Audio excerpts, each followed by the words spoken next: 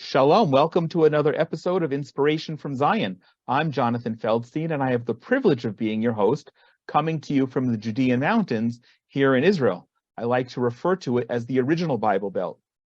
Inspiration from Zion is a program of the Genesis 123 Foundation, whose mission is to build bridges between Jews and Christians with Israel in ways that are new, unique, and meaningful.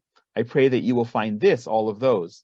Through this program, we're excited to connect you to people and stories in and relating to Israel to give you a window to look through, experiencing aspects of life here that you might not otherwise know about. We want this to be interactive, so please be in touch with us at inspirationfromzion@gmail.com and send along any questions and any comments about any topic anytime. Or you can reach us at genesis123.co or follow and like Inspiration from Zion on Facebook, Instagram, and Twitter.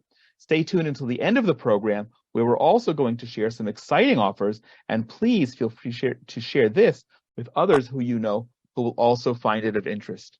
So it's wonderful to be home after nearly 3 weeks on the road in the United States and having last week's amazing podcast recorded from Texas, which I refer to as the other Lone Star State. Last month at the NRB convention, I experienced an incredible divine appointment. I was introduced to Regina Roundtree from Every Black Lives Matter by a mutual friend. To give you an idea of how engaged and impressed I was with Regina, I was so busy the rest of the visit that I really didn't want the conversation to end, and I equally wanted to connect in person again. She's amazing, and she then told me about another amazing person and another amazing program coming up at the end of this month in Israel, one which I knew I immediately had to be part of, despite the fact that it's coming the week before my son's wedding. Fortunately, in this case, I am not the father of the bride, and I can look forward to doing so. Regina introduced me to Major Daughter, who's the organizer of the Leadership Summit and is one of Africa's leading and up-and-coming media personalities. She's a respected TV host, author, coach, and philanthropist. Tying all of these together, she's a faith leader which interweaves with everything she does. She has several best-selling books, which I have not read, but I'm really interested to getting my hands on, including Blunders Singles Must Avoid, Blunders Couples Must Avoid, I Prophecy, Prophecy World Bank, God's Heartbeat, Iron Sharpens Iron, Exposed on Grace, Secrets for a Smooth Pregnancy, What to Do When You Can't Get Pregnant, and 31 Days to Manifest Money. Quite a wide range of topics, which I'm looking forward to speaking about with her today. Major Daughter has overcome numerous obstacles, making her success all the more noteworthy and as an inspiration and an example to others that anything is possible with a measure of hard work and a lot of heart. She also doesn't take her success for granted. Giving back is a pillar of who she is. She's involved with a variety of philanthropic causes where her success and leadership skills help to become a role model and inspiration for others to make a difference through her wide network of supporters and advocates who share both her values and her mission. Through this network, she has been able to amplify her voice and message, reaching a wider audience and making even a more significant impact.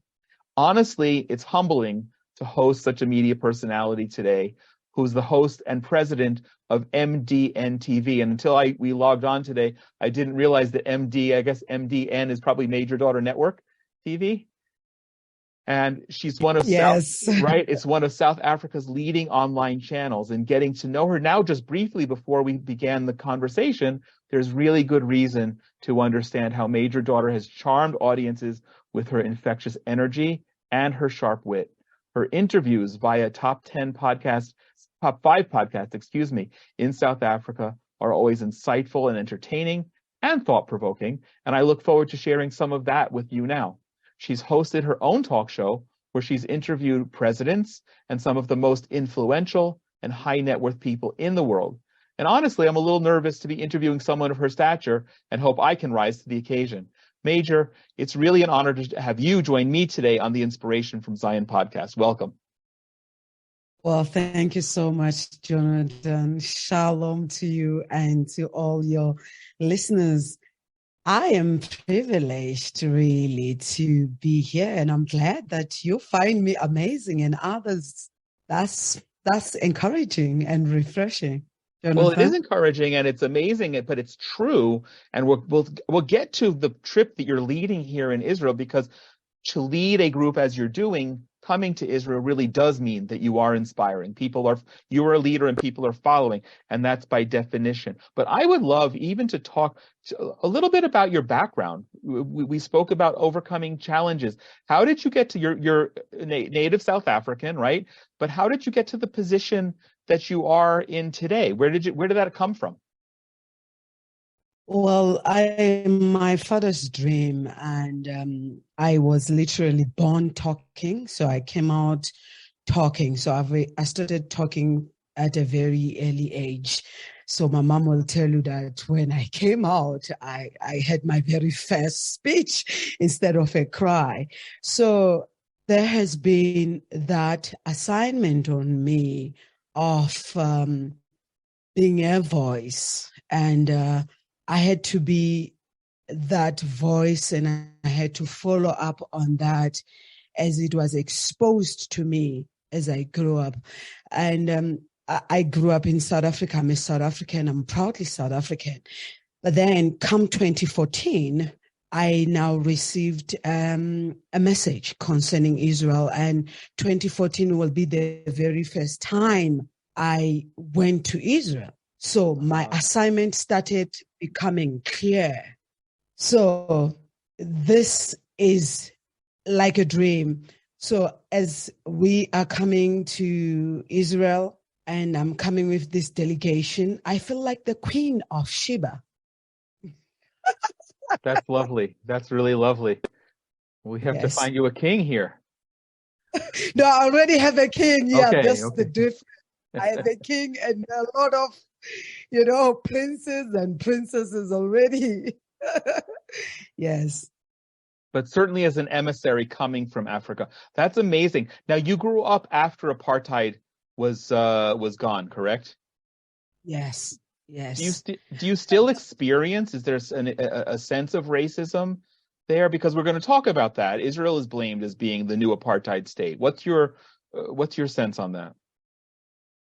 Maybe what I should also say is one of the reasons for such an endeavor and a trip and a delegation to Israel is to really look at our relationships and our history, which is Africa and Israel. Hence, we're doing Egypt and Israel. This is the very pulsating heart of a new global conversation we are starting. One of the conversations that we really need to start in this regard is Israel really an apartheid state? Because we living in South Africa and have heard our grandparents and our brothers having to go through that kind of a system. We can better answer that. But maybe there are questions we also need to raise. Questions like, what makes it an apartheid or apartheid state? And how do we define that? And all this is hidden behind education. So our conversation is meant to start educating one another, but also educating the masses, educating our children, and bringing the history between Africa and Israel of centuries, the relationship of centuries, how Israel contributed and assisted the nations of Africa. I'll just give you one example, Jonathan, which is at the very heart of this delegation. In South Africa, we have now what you call coalition governments, and other nations have also moved to coalition governments. But Israel has been led through coalition governments for a longest time. Sure, and you seem to have got it right. Yes, from the beginning. So I feel there are things that can be learned.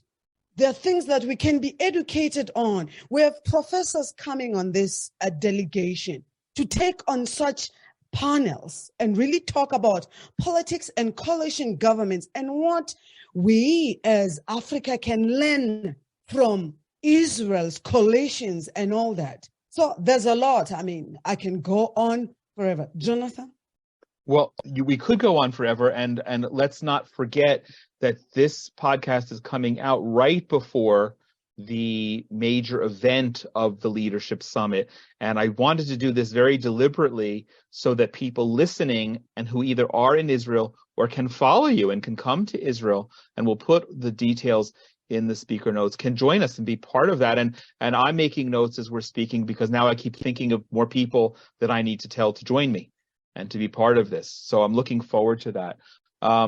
It's interesting. I had shared with you before we spoke some of the articles that I wrote during and following my very first trip to Africa, which was in February of this year. And I've always wanted to visit Africa. It's such an incredible continent with such diversity and natural beauty and natural wealth. And I honestly never thought that it would be a visit to the Democratic Republic of Congo that was my first falling in love with Africa. But I wanted to mention this because as you talked about the relationship between Africa and Israel, it's so diverse. I love how you mentioned being Queen of Sheba, because that's a great biblical example. And we know that Yes. that the tribe that took a wrong turn and went to Ethiopia have deep biblical roots, and thank God most of them have come home. And in the modern history of Israel, as a priority for so many nations that were emerging as from colonialism in Africa, Israel as a brand new nation invested so much time and our very, very limited resources in helping to build up Africa. And I didn't have that appreciation until I went to Africa and saw our relationship through the eyes of Africans. So it's really enlightening. I think it's important for what you're doing, but it's enlightening for us to also see that relationship through your eyes. Yes. And So that relationship. Yes. yeah, and it is a relationship, and it needs to be ongoing. Now, you mentioned, we're going to kind of go all over the place. I wanted to go back to when you said 2014, you received your first mandate vis-a-vis Israel. What was that? You came here and visited? How did that play out? And it's almost a decade now. What are we going to do to celebrate that in 2024?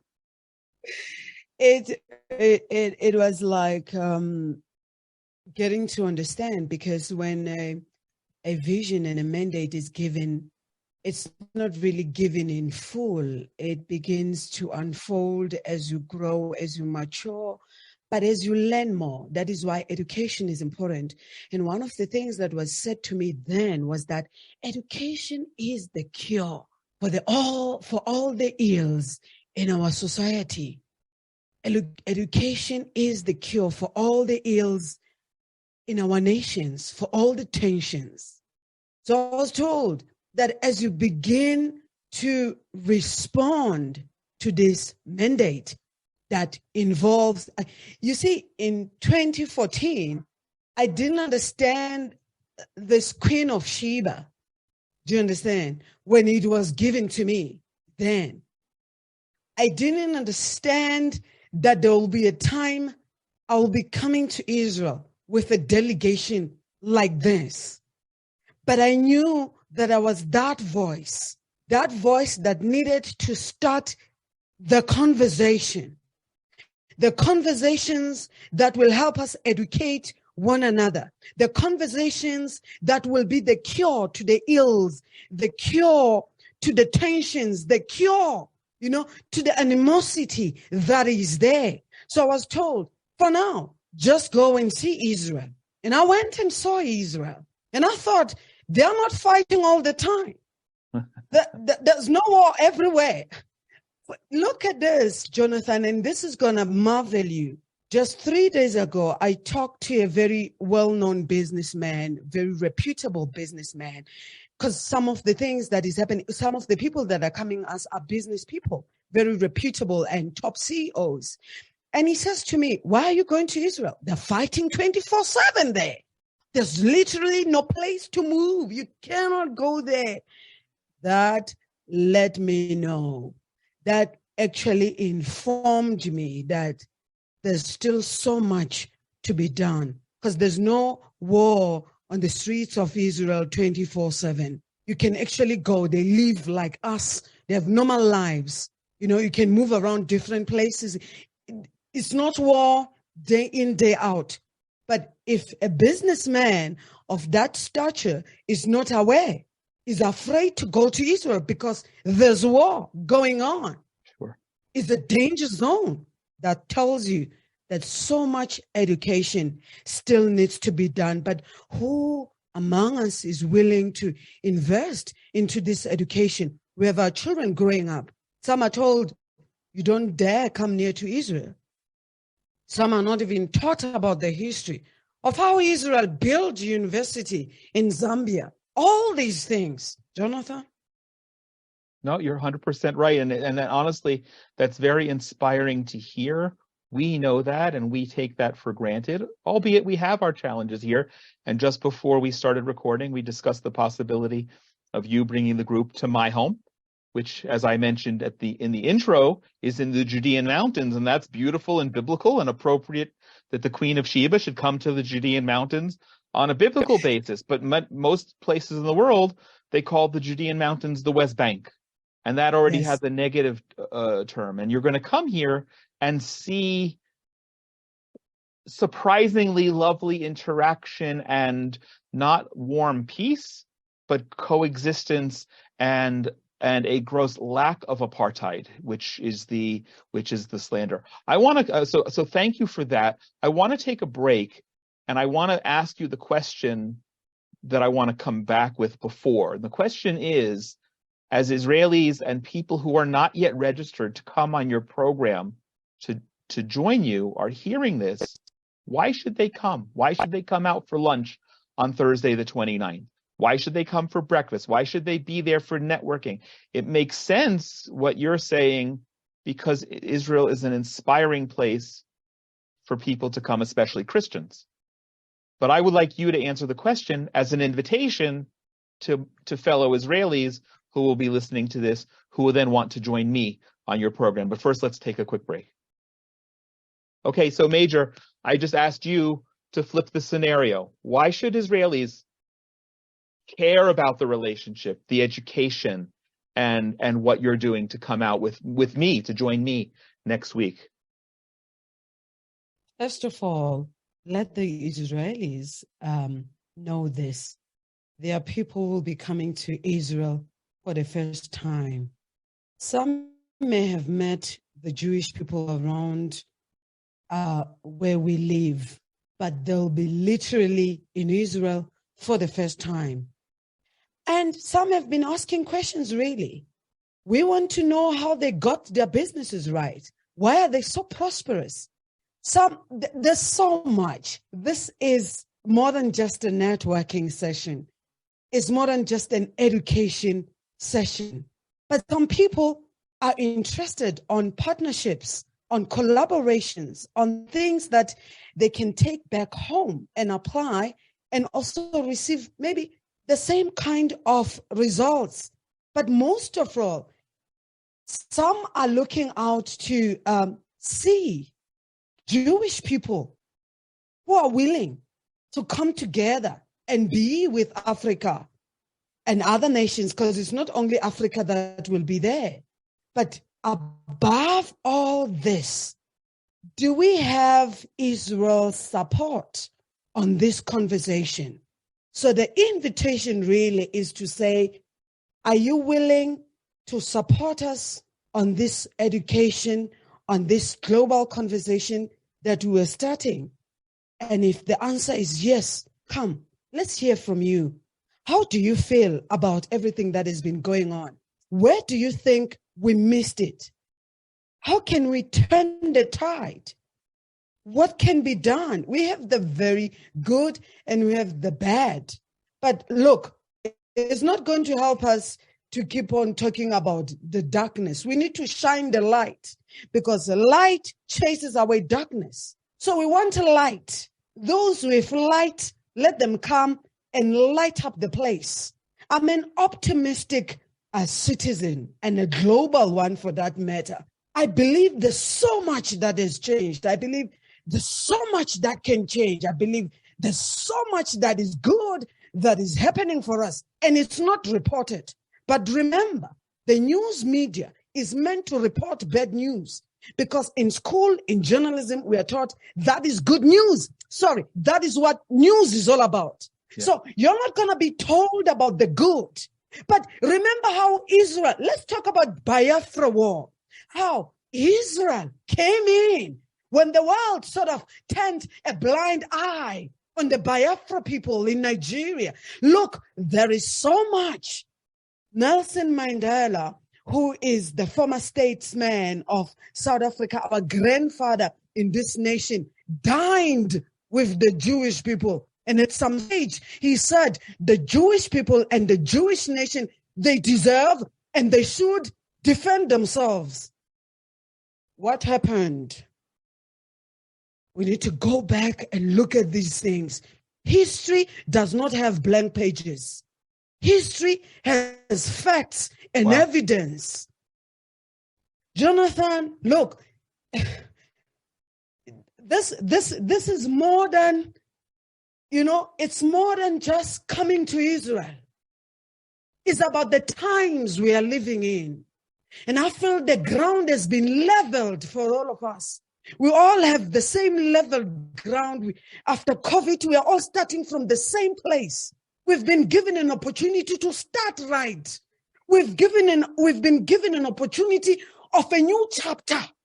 We have the weapons, our hearts and our hands are the weapons. Our legs are the weapons that will decide how we pen this chapter.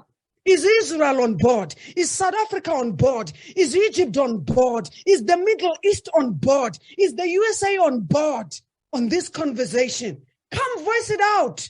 Every war starts with words. Conversation. Major, I like to record these conversations in video, even though they're podcasts, because I like to see who I'm speaking with. I have to tell you, I wish there were another dimension. People can hear in your voice the passion, but I have the privilege of seeing your face, the passion that was amplifying your voice. But I want to tell you, if there was another dimension to this, if you could reach out and put your hand on my heart right now, you'd feel my heart racing because of that inspirational, positive message, powerful message that you just delivered. So I really pray that people who are also feeling that will then click through to figure out how that they can be part of this. And I suspect, and I asked you a question, which maybe we'll come back to toward the end of the conversation, that this is not the first group that you will be leading. And next year is the 10th anniversary since you've had that vision and the calling for Israel. So if you haven't already started thinking about what you'll be doing, I'm going to interject myself and say, what can we be doing next year? I think that would be an honor, and I think very appropriate. Tell us who's coming. You mentioned a business people, not all South African. What's the nature of the delegation? We have professors, university professors that are coming. We have professors, we have CEOs, but we also have politicians and former members of parliament. And this is critical. And I'll tell you why. If you don't have the right people coming to these audiences or to these conversations, it's a challenge. But we have the right people who are part of those who take decisions and mobilize and educate. We have the clergy coming, but not just the clergy in our societies that sit in positions of high places of decisions and giving counsel even to government. They are forming part. They are part of this delegation. But we also have the media. We have some of the people in the media in South Africa coming as part of this delegation. We have people from the US. We have people from Nigeria, different countries, really Lesotho. All these people are coming from different worlds and spheres of life. But the conversation is one. And the heart is one. Some may be having questions. My only regret is that because it is the week before my son's wedding, my time will be limited. And I feel already I'm not going to be able to have enough time with you and the participants, but I'm excited to be there. Now, you mentioned it before, and I thought it was kind of weird novel but weird when I heard you were coming from Egypt. You know, you can hop a direct flight from South Africa. You can fly through Ethiopia, which I've done. Why are you going to Egypt first? Why? That's not. I mean, okay, the Jews came out of Egypt. Where's that coming from? Why not Greece? Why not somewhere a little more exotic? Because of the marriage between Israel and Egypt. That was, you see, the marriage between Israel and Egypt is a knot tied in heaven. It's not something that man made. And the blueprint for mankind was delivered there. The Torah was given at Mount Sinai. And that is Africa and Israel. Can we really remove that? No. When things got really tough for the father of the Jewish nation, where did he go to? Where was he sent to? Africa. Wow. So there's that marriage. And I feel every leader should start there. Imagine Moses with an imaginary 2 million people with livestock, and out of the blue, they're asking for water in a desert. How do you feel like? I feel like leaders of today is what they are facing. They don't know what to do, how to do. So let's go up there and see ourselves. You see, one of the questions I've been asking and will be asking in one of the panels is the world led by weak leaders? Our leaders, is it a question of weak leaders, or there's something amiss somewhere? What's going on? What is the kind of leadership do we have? Because you see, leadership goes back to our homes. What kind of leaders are we producing in our homes and in our societies and our communities? Because one of the pertinent questions that I'm also asking is, do we really need a change of government? Or do we need a change in our homes, our societies and communities to be able to produce the kind of change in our government? We cannot leave all these things anymore to politicians and governments and say, be in control, lead us. We've got to be actively involved. That is why business ought to be part of these conversations. That is why you need the clergy there, the rabbis, the pastors. You need them there. Problem. Amazing. What an amazing vision. I didn't understand all of this before we spoke.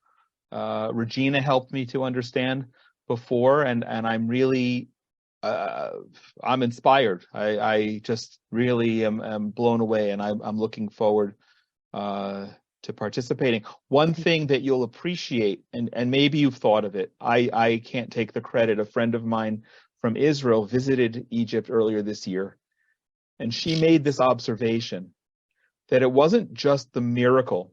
Right, Abraham went down to Egypt, Joseph, followed by Jacob, went down to Egypt. Just the other day, I was hosting a friend here on a road, which I'll take you, near my house, that is the original biblical highway. So we were talking about how if you happened to be a baby born under King Herod, who was looking to kill babies who might threaten his kingdom, and you were born a few miles from where I live in Bethlehem, and you escaped to Egypt, that was the road, the highway that you would have taken. And so it's a direct path to Egypt and back. But my friend observed that at the time, 3,500 years ago, Egypt was the world superpower. Where else would it be for God to show his might, but to take on the greatest superpower in the world? And when you're there, you won't see a superpower. You'll see a thriving state, a complicated state, a state that has complicated relations with Israel. Just a week or so ago, 2 weeks ago, we had 3 young soldiers who were killed by an Egyptian soldier who went rogue and became a terrorist and killed 3 soldiers on the border.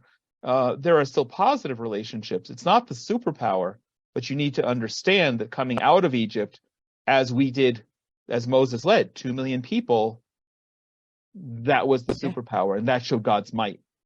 And now God's might is manifest here in this country, and all of the prophecies that are taking place relating to here. I'm excited for what you're doing. I want to move to some other topics, because you have such an interesting background. But before we do, what else do we need to know? You've got a whole audience. People are listening around the world, and maybe some are listening after the Leadership Summit has taken place. What else do we need to know about you and the summit, and what's significant, and why people should want to be connected and participate? Thank you so much once again for this. I must really say that it's an awesome opportunity, and when it came, I grabbed it with both hands. I want to say to those who cannot make it, see how you can support the summit, sponsor, donate towards the work. That will be greatly appreciated. But those of you who can make it, I want to tell you, you want to be here at the very heart of this pulsating conversation. Look, you are in the West Bank and you have invited us to your home. How noble is that? Because there are people who think there's nobody living in West Bank. You can't live there because it's war. It's the hottest place of war, or the hottest spot of war. But here you are. You are literally interviewing me from there. There's so much really to really learn from all of this, but also see for ourselves and take a message back home. Here is one thing that is sure after this conversation, is that a global conversation would have started. The fire would have been started, and it's gonna spread. But it's starting at the right place, and it will spread to other places and other nations. And the people who need to hear, they will hear. The people who need to receive this education and do their own research. Because you see, we live in a world where people just say things, not based on facts, not based on anything, just all kinds of rhetoric. And it's called revolution. It's not. If we cannot base it on facts. So one of the endeavors we endeavor with this conversation is to bring on facts. Amazing. Is it possible for us to exist from different religions, exist united, having no problem with one another? We have a story of Ishmael and Isaac. You are our brothers. We have to love you both. The Lord says, I will bless my people, Egypt. He's not leaving them out. Right. And Egypt is Africa.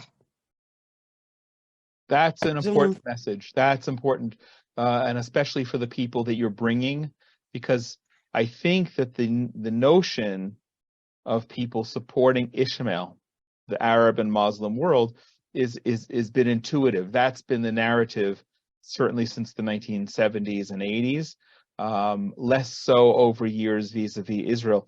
And I think, and it's interesting for me to say this because it will go against the narrative that people believe of Israelis. And again, someone living in the quote-unquote West Bank is referred to as a settler in a negative way. And there are assumptions made about me and my worldview and my tolerance of others. And matter of fact, just this morning, I was in a grocery store admiring, and I commented to a neighbor of mine how he was interacting with the Arab, Palestinian Arab workers and other customers, and he was able to speak with them in fluent Arabic. And I told him how I envied that. But the message that loving and supporting Israel is not mutually exclusive to loving and supporting the Arab and Islamic rule, and we need to get along. And when you come here, I think people will see that in a way that makes them realize, that challenges the narrative and makes them realize, as you were saying, the facts, and facts can't be denied. It will challenge people. So I'm grateful for that. Major, I want to take another quick break. And I want to come back and talk to you some more diverse things, but let's weave back as we need to more about the Leadership Summit. But I want to talk to you about your background, because there's some fascinating things I'd like to learn. But let's just take a quick break. Okay, so Major, I didn't even share this with Regina, who introduced us, but when she said she was with a group, Every Black Life Matters, it got my back up, because as I'm sure you know, and many of our listeners know, while of course the statement Black Lives Matter is true, there's nothing more accurate. Yes.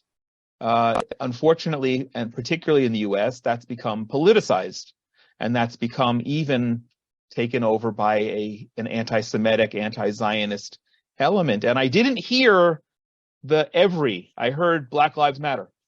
And I thought maybe I was speaking to someone who wasn't so friendly. And I will issue a public apology to Regina, who I didn't even mention this to yet, that I was really inspired by her and her vision. How does that weave into what you're doing? You're coming from South Africa, that has had a mixed relationship with Israel, and where the accusation of apartheid has come. How do you address that? We live in an age of wokeism, and I believe that one of the things that Every Black Lives Matter seeks to address is wokeism, is the kind of talks we are hosting today, the kind of things people say today in the name of being woke. So Every Black Lives Matter goes to the bottom of it and breaks it down. Because when we talk about Israel being an apartheid state, a South African can tell you about apartheid because we know what it looks like. Our fathers, our brothers, our mothers, and our parents went through that kind of a system. So there are questions that must be asked and answered. Many questions. And everyone, I've been listening to those who say Israel is an apartheid state. They don't seem to answer those questions. It's just what it is. And they will quote our former statesman again, which is Nelson Mandela, who said, South Africa will never be free until Palestine is free. Right. They'll be quoting such. So all these kinds of statements, we can't just take them like that. There's got to be more. So Every Black Lives Matter seeks to address such things on the race issues, the systematic racism, the wokeism, and all that. So there is no way you can be having these kinds of conversations without bringing race into it. Jonathan? Thank you. Thank you for sharing that. That helps amplify everything that Regina shared. And I know I'm looking forward to seeing her again here as one of the participants, and I hope others who will join as well. It's an important affirmation, and it's refreshing to hear that. Now, I have another question, completely different. I am fascinated by your list of best-selling books. It seems quite diverse. Again, having full disclosure, having read none of them. Some of them are clearly business-oriented. I'm guessing Iron Sharpens Iron has that, but it also may be relational. 31 Days to Manifest Money. Leadership. And leadership. Some are clearly spiritual. Prophetic World Bank, God's Heartbeat. I'm guessing that message, your faith, weaves through. But 4 of them jump out to me because they're very, very intimate in terms of personal relationships. Blunders singles must avoid, blunders couples must avoid, and then Secrets for a Smooth Pregnancy, and probably, I don't know, I think this one stirred me the most. What to Do When You Can't Get Pregnant. those are four somewhat related in different ways, but very different from business and leadership, although I'm sure there's this faith element to them. Where do those come from? Well, I must say, Jonathan, that one of the things that I do so well and the hat that I love wearing is that of a family advocate. And I talk to singles, I talk to couples, I deal with lots of women and men who have gone through all kinds of things. So I stand as a family advocate. So that speaks to our relationships. And I always tell people that we invest so much on our careers and businesses, but hardly ever invest on our relationships or marriages until there are problems.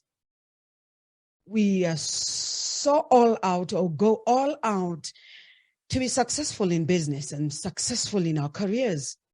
But when it comes to investing in our relationships, we hardly ever invest in anything, not even attending a marriage seminar, not even getting a relationship coach for that matter. So as one who is a family advocate, I believe that our nations are built through families, and our leaders come from families. And a good family structure will give us a very good family, a very good society structure, community structure, which is where our leaders come from, which is where our politicians come from, our business people come from. So we need to get the leadership structure at home right, whether you lead as a single parent or both parents are there, it doesn't matter. But what principles are we following? So as a family advocate, I defend families, I stand for families, I help families. I've helped thousands, by the grace of God, thousands of families around the world. In fact, when people have issues in their relationships and whether single, married, they know we can talk. Jonathan? So how do people connect with you? You're in South Africa, but if somebody's listening to this, obviously they can order your books online. And I've listed them again, twice the names. But how does someone connect with you if they're interested? It's through Instagram or LinkedIn. I'm on Instagram personal account and LinkedIn personal account. So Instagram is Major.Live. Got it. Amazing. Okay. Fascinating. I wanted to come back to Africa for a minute, and maybe as a way to begin to round up, although this has been a wide-ranging conversation, and I invite you to interject anything. When I was in Africa in February, the African Union was voting again on whether to admit, and unfortunately, South Africa, I think Nigeria and Algeria were the three leading countries to try to keep Israel out of the AU. While I was there, I don't know if you know this about me, and maybe some of the listeners do, but I've been managing for the better part of, I suspect, 2 years now, a WhatsApp group that keeps growing. Well, we just added you to it, of Christian leaders throughout Africa. I think probably close to half of the nations. I didn't know, by the way, anyone who doesn't know, I think there are 55 countries. Africa's a huge, fascinating continent and so diverse. And so about half of the countries are represented in this group. And when I was there and leading up to my trip, I kept hearing from people in South Africa, in Congo, in other countries, that they wanted to break the curse. As Christians, they very much believe that by Africa and their specific nations turning their backs on Israel in the 1970s and since, that the effect of God saying that he will curse those who curse Israel is still looming there. What do you say to that? Well, I mean, 100% agreement with that. In fact, one will look at even South Africa and feel like it's like a nation under a curse now because of how we have dealt with Israel. But one of the things that we try to do, and we have been doing in our own personal capacities, even people that I know, is to bless Israel as much as we can. where we can. And even through coming to Israel, we are blessing Israel. Even through praying for Israel, we are blessing Israel. Even through buying Israel's products, we are blessing Israel. Right. For example, South Africa has a water issue now. Israel has solved the water issue. We talk of water desalination. There's so much. Even our farming industry. I come from a family of farmers, and I married a farmer. So I've been followed by farmers all my life. Farmers have struggles now with water. Israel can assist with some of their technologies and their solutions they've found. Put pride aside. So when that African Union scenario happened, it really touched some of us. But we knew that we need to invest more in education. You can't mobilize anyone you have not educated. Excellent. You can't convince anyone you have not educated. Some Africans and some of our masses have no clue about Biafra War, for example. They don't even know what it is or what transpired there. So here is an opportunity to educate. Remember, when the mandate was given in 2014, he said, education is the cure. And do you know what, Jonathan? If I can throw this in, and he told me that the day I start responding to that mandate, we'll have a TV station. We started responding, we do have a TV station. Here is Mdntv, touching lives, an undeniable voice. But not only that, leading online, leading. We came in when many went to hide during COVID. We were out there, starting conversations, leading in the forefront, out there. When many were hiding, we were out in the streets, setting the agenda, even for the mainstream media in the country, talking about things that others will not dare even mention anywhere. But it was after responding to the mandate. Jonathan? Fascinating. Amazing. Everyone who's listening, if you can be in Israel, if you're in Israel, you need to be in Jerusalem on the 29th of the month and be in touch. I'll put the way you can register here, but be in touch if you'd like information, and please join me.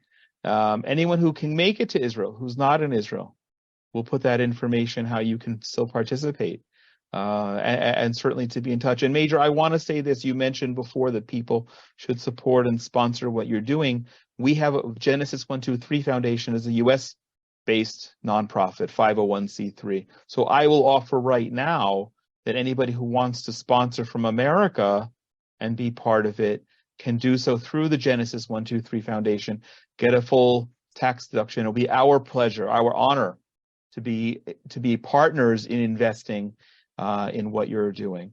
So I don't want to forget to say that, but typically, and it's appropriate now, before I thank you formally, which I'm thanking you abundantly, and we log off, what are we missing? What's the last word that you would like to add that we haven't spoken about today, but that you'd like to share? The last word will be, thank you so much for availing your platform. Thanks a gazillion times for taking it upon yourself to even hear this vision. I'll tell you why I say that. It's been one of those difficult or challenging visions to communicate. Because the first question you receive is, why would you want to take up on such?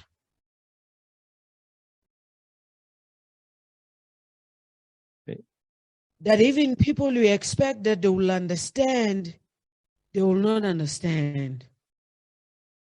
So to everybody listening, to all those who listen, I want you to know that one day one day very soon, we will be judged on how we handled things, on how we used even the very opportunities that were presented to us. We will be judged on the very things that were committed to our hands.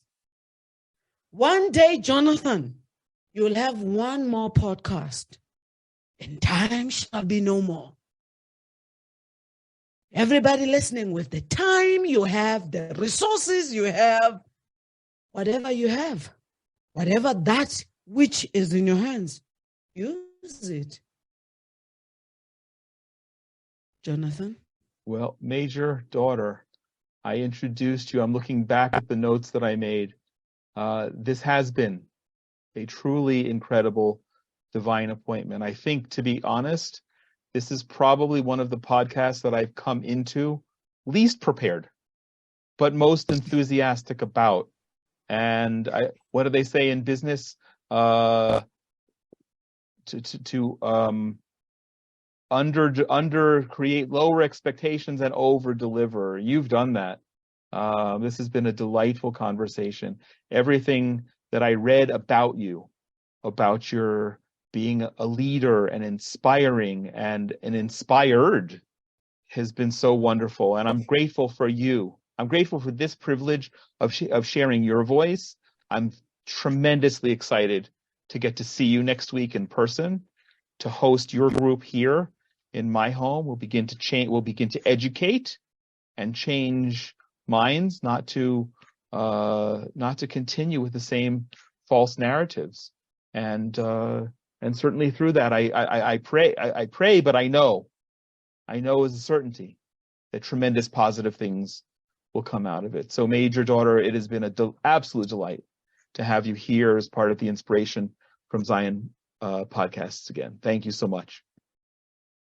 Well, thanks a gazillion times. The pleasure is all mine, Jonathan. I love how you say gazillion. You've written that in our WhatsApp messages. It's a delight. As everybody knows, we always like to offer a reward for staying with us this long. I have to change the language of that because really these conversations are a reward in themselves. But here's an incentive to keep listening. That's how I'll promote it from now on.